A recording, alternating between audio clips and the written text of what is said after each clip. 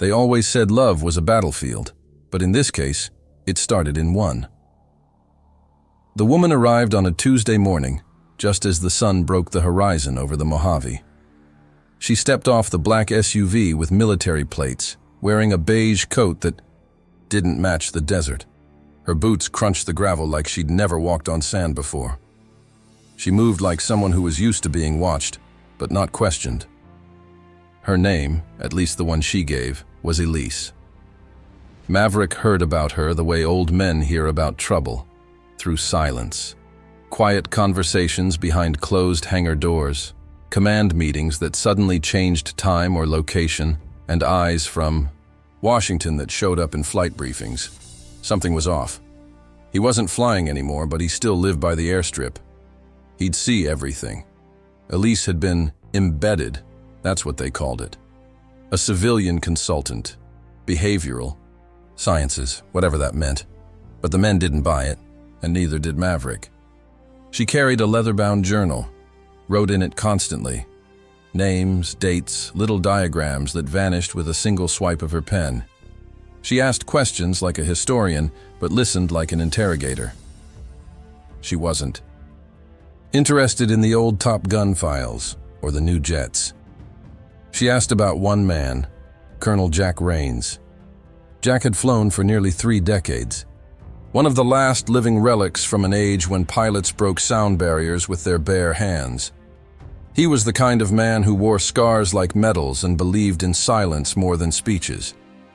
He was also the one leading Project Typhoon, a propulsion prototype program no one admitted existed, and that was exactly why Elise was here. They said she was there for oversight, intelligence gathering. They said she came from the Department of Defense, but those who knew the old games could see the truth. She wasn't there to observe, she was there to uncover. Maverick had seen this play out before, back during Black Star, before Kilo Test. Women sent in under aliases, men who disappeared before breakfast, stories that never made it into the logs. But there was something different about Elise. She didn't just ask about Jack's service record or his command style. She asked about how he flew, what music he listened to in the hangar, whether he smoked cigars, what he was like when he wasn't wearing the uniform, as if she was trying to understand not just the soldier, but the man. One night, Maverick saw them together from the overlook above the runway. Jack was showing her the old X-93 prototype, dusty and sun-bleached in the boneyard. She was laughing, not fake, not performative, real. And that's when Maverick realized either Elise was a master manipulator or she was slipping. The briefing logs showed no red flags, but the security feeds were flagged, twice. Once when Elise spent an hour alone in the data vault under the guise of cataloging files, and again when she entered the observation deck after hours. Each time she erased her trail, but someone always noticed. Maverick had made a few calls to Langley. His name still opened some doors. The reply came back quiet and fast. Elise Marin wasn't her real name. She'd been listed as inactive since 2021. No assigned agency, no field activity, no financial records, no tax trail. The name was a ghost, fabricated. But then a single detail slipped through the cracks. She wasn't just anyone. She was the daughter of Commander Douglas Marin, Navy Recon, missing in action since 1999, and the last person seen with Douglas was Colonel Jack Rains. It hit Maverick like a sonic boom. This wasn't just surveillance. This was personal. And as Elise continued to walk deeper into the classified world Jack had built, Maverick couldn't help but feel that the lines were starting to blur between duty and desire, between revenge and redemption, between the truth and the version that everyone had been fed for decades. The question wasn't whether she was going to find what she came for. The real question was, what would she do when she did? If you're listening to this and wondering what really happened out there, what secrets tie love, war, and betrayal together in the skies above us, stick around. The truth is buried deep, and some people would kill to keep it that way. Subscribe, Leave a comment with where you're listening from and let us know. Do you believe in redemption or just classified cover-ups? Some men retire with stories to tell. Jack Rains retired with secrets. He'd been grounded for nearly 5 years now, officially. Unofficially, everyone knew the colonel still had his hands in the guts of Project Typhoon. The jet was bleeding funding. Engineers rotated in and out like shifts on a watchtower, but Jack never left.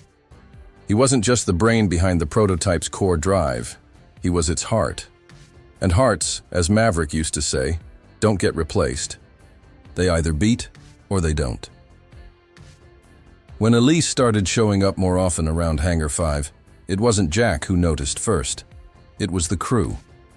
Old Chief Rios, who'd worked with Rains since Kosovo, muttered that she had intelligence community. Perfume. The kind that didn't wear off, no matter how many times you washed the uniform. But Jack? He didn't say a word. He just watched. Jack was not the kind of man who let anyone close. Not emotionally, not professionally. He didn't do small talk, didn't go to retirement parties, and hadn't smiled since 2007, according to base legend. So when he started walking Elise through the restricted wing of the hangar, past the classified schematics, past the inertial damper prototypes, even past the Typhoon's flight logs, people started asking questions. She wasn't authorized. Not technically, but Jack had a way of making security clearance look optional. Maverick didn't trust easily. Not anymore. He'd seen too many men disappear behind acronyms and silence. He knew that secrets lived inside jet engines just as much as they lived inside people. And the way Jack kept letting Elise in, letting her look, touch, ask, it wasn't like him. Not even when they were young. Maybe it was guilt, or loneliness, or maybe Jack knew exactly who she was. And he was letting her in anyway. Back in his cabin overlooking the base, Maverick reviewed the old records. He found the final recon transmission from Commander Douglas Marin's last flight in '99. Grainy, interrupted, corrupted by solar interference, but a single line played clearly. It's not what we thought. Rains is static, silence, then nothing. That transmission was never made public. It sat in an encrypted archive under DoD authority, but Maverick had pulled strings to access it once during the Black Star fallout. It had haunted him for years, and now Elise, Douglas Marin's daughter, was walking next to the man her father may have died warning her about. What was her plan? Gather proof? Leak it? Confront him? Or something else entirely? They spent more and more time alone. She'd show up early before the techs arrived and leave long after the last rotation went home. The security cameras never recorded anything but silence and motionless shadows. But people talk. One night, Chief Rios swore he saw them drinking whiskey near the fuel trucks, just talking. No classified files, no surveillance gear. Just two, ghosts of the Cold War, sitting under desert stars. The next morning, Elise didn't ask about propulsion systems. She asked Jack about his dreams. Maverick didn't know whether to feel admiration or concern. He remembered when he'd let someone in too close, too fast, back when he still believed that love could survive military life. But this wasn't just a romantic entanglement. This was a loaded weapon disguised as affection. Because Jack had enemies. In Washington. Quiet ones. People who wanted Project Typhoon shut down for good. And if Elise was one of them, it wouldn't be long before this all came crashing down. Not just the project, but Jack himself. Still, Jack didn't resist her. He began opening old boxes in his office, maps, photos, flight recordings, things no one had seen in 20 years, as if he wanted to tell his story, but only to her. What neither of them saw, what even Maverick hadn't anticipated, was that Elise wasn't the only one watching. Far away, in a DC sub-basement, a handler was growing impatient. Her mission wasn't just to observe. It was to act. to bring back what Jack had kept hidden since 1999, and if she didn't, there were others who would. There are things you don't bring back from a crash. Wings snap, engines melt, pilots vanish. But sometimes, a black box survives, and sometimes, just sometimes, it's not supposed to. Maverick remembered when the rumors started. Late '99, the Pacific crash. Marin's jet went dark 60 miles past the test perimeter. No mayday, no distress signal. Just one last flicker of radar, then the silence that always follows. The official story: pilot error. The unofficial one: it was never supposed to be found. But Jack Rains? He'd kept something. And now, after all these years, Elise had found it.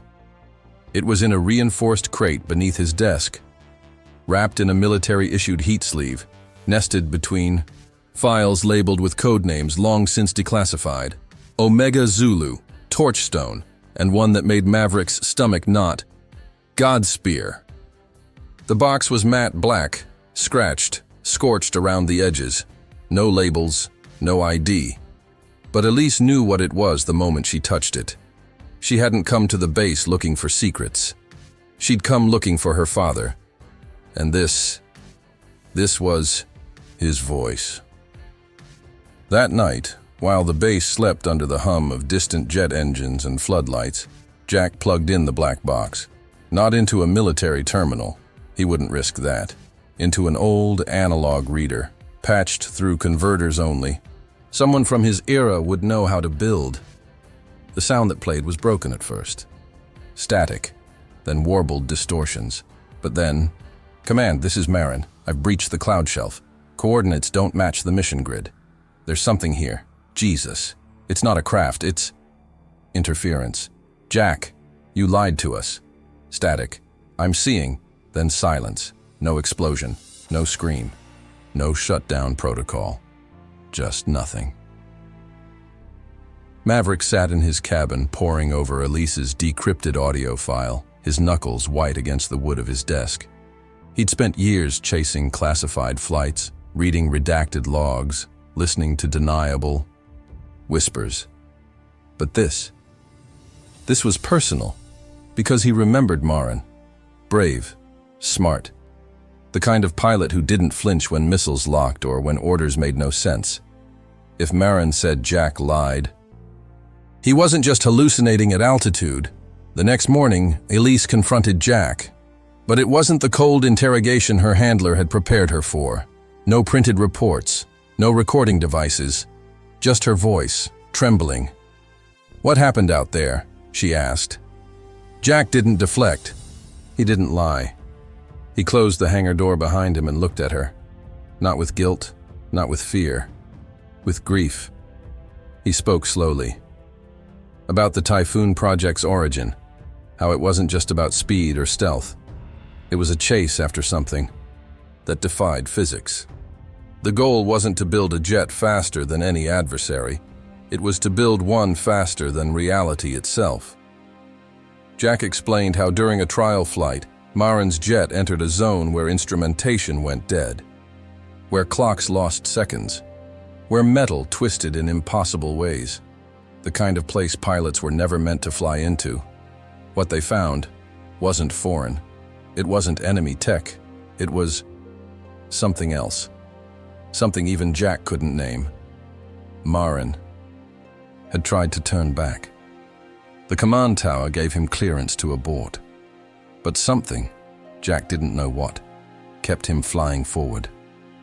As if the jet wasn't responding, as if someone else had control. The black box had recorded what the base never did, but the higher-ups, they buried it all, scrapped the Typhoon's first generation, faked the crash, declared Marin dead without a trace. Jack had been forced to sign a non-disclosure agreement sealed with more security than nuclear protocols. He kept the black box anyway, not as insurance, as penance. Elise didn't say anything for a long time. Then she asked him the question. "That changed everything. Why tell me now?" Jack's voice cracked for the first time in years. Because if anyone deserves to hear his voice again, It's you. Far across the base, someone was watching. The hangar's exterior security logs, ones Elise didn't know about, flagged. Her biometric presence past curfew. Her handler wasn't just waiting anymore. She was activating contingency. If Elise didn't complete the mission, others would. There comes a point in every mission where the objective shifts. Sometimes it's the weather, sometimes it's the target, but once in a while, it's your own damn heart that changes course. Maverick had seen it happen before, to pilots, to officers, even to himself, once. Not every story made it into the records. Most didn't. And what Elise was feeling now, it wouldn't fit into any mission debrief. She stood in the hangar's shadow, back against the cool aluminum wall, phone clutched in her hand. The screen glowed faintly with the last message from command. "You've gone dark. Last warning. Exfil or be cut off." It wasn't a bluff. The agency didn't do emotional complexity. They did results. Elise was no longer useful in their eyes. She was compromised. But what command didn't know, and what Elise herself hadn't admitted until that moment, was that she hadn't just gone dark because she'd fallen in love. She'd gone dark because she believed Jack, and because her father's voice still echoed in her ears. Inside the hangar, Jack was rewiring the old analog interface into a secure server. He didn't say much, not because he didn't have thoughts, but because the look in Elise's eyes had told him everything. She hadn't come back to finish the mission. She'd come back because she needed to choose. And she had. The hours blurred. Jack uploaded the black box's audio into 3 encrypted modules. One to Elise's personal drive, one to a dead-drop server outside military jurisdiction, and one to Maverick. He trusted Maverick. More than anyone left breathing in the Air Force. Because if this went sideways, if Elise got caught, if the box was destroyed, if Jack vanished, someone had to tell the real story, and no one told stories like Maverick. Elise sat beside Jack. As the file transferred, "I was sent to expose you," she whispered. "I know," Jack replied. "You were supposed to be a threat, someone who cracked under pressure, someone who hid the truth out of guilt." He looked at her, eyes calm. "Do you still think I'm that man?" She paused. "No," she said. "I think you were the only one who didn't lose his soul." The kiss wasn't planned. It wasn't like the movies, slow, orchestral, dramatic. It was fast, fierce, born of adrenaline and everything they hadn't said, and in that moment, Maverick would have said they stopped being handler and target, spy and engineer. They became something else. 2 people standing in the wreckage of their pasts, trying to light a match. But time never pauses for love. At exactly 0200 hours, 2 unmarked vehicles pulled into the perimeter. No lights, no insignia, just the quiet, deliberate efficiency of people trained to disappear. Maverick had warned Jack something like this might happen. Elise recognized them instantly. "Cutouts," she whispered. "Not official, not on the books, but trained to clean up loose ends." Jack didn't reach for a weapon. He reached for the drive. "Elise, go. Through the back hatch. Follow the fuel line till you reach the fire escape. There's a service bike with clearance tags. Take it and ride." She froze. "I'm not leaving you." But he didn't argue. He kissed her forehead, pressed the drive into her hands, and said something she'd remember forever. "Your father didn't die in that jet. He died the moment. He realized the truth and no one believed him. Don't let that be you." Maverick paused his narration here, eyes distant. "I don't know what hurt worse," he'd said. Knowing he gave her a way out, or knowing he stayed behind to buy her the time. Because what happened next wasn't recorded. Only Elise knew the full truth, and she never told it to anyone, except Maverick. The vehicles reached the hangar. There was no sound of gunfire, just the low hum of equipment, the electric whine of scanners, and the faint scent of scorched circuitry. When the agency sent its people in, they found nothing but a scorched bench and an empty bay. Jack Rains had vanished. Elise didn't go to the extraction point. She went off-grid, disappeared for 2 years. No paper trail, no comms, just a ghost with a drive. Maverick found the file in his personal locker at a decommissioned outpost in Nevada. No sender name, just a note. For the one man who might still care. He listened to the black box again that night, and for the first time, he heard it differently.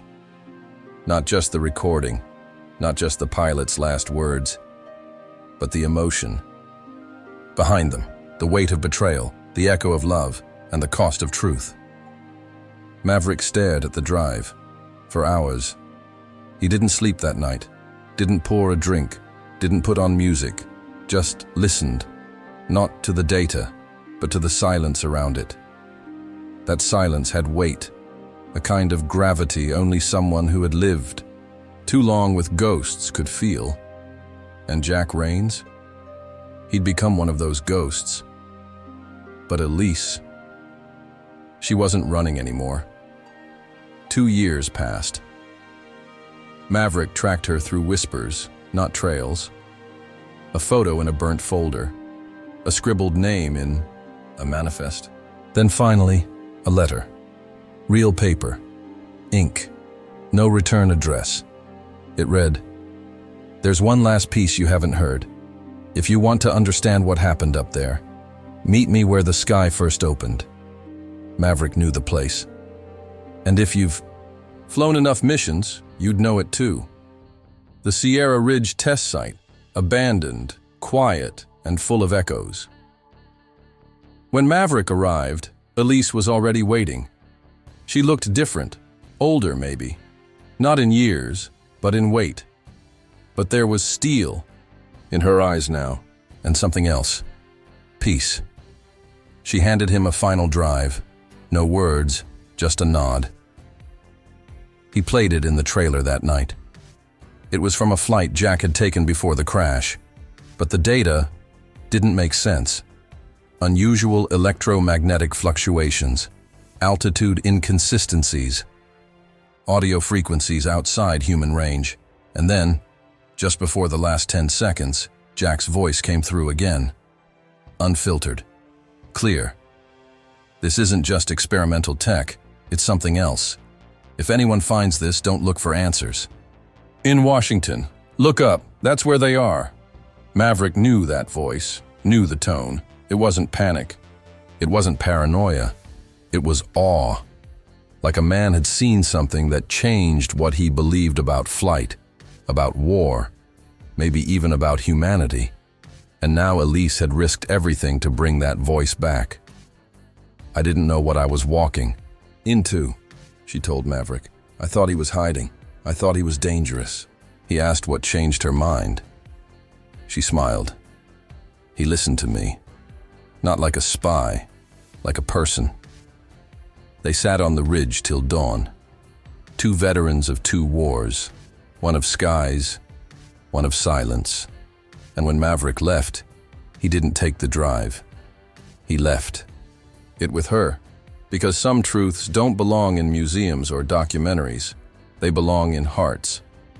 Later, when he filed his last report, quiet, unsigned, and unofficial, he included one line that stuck in the air like a final flight path.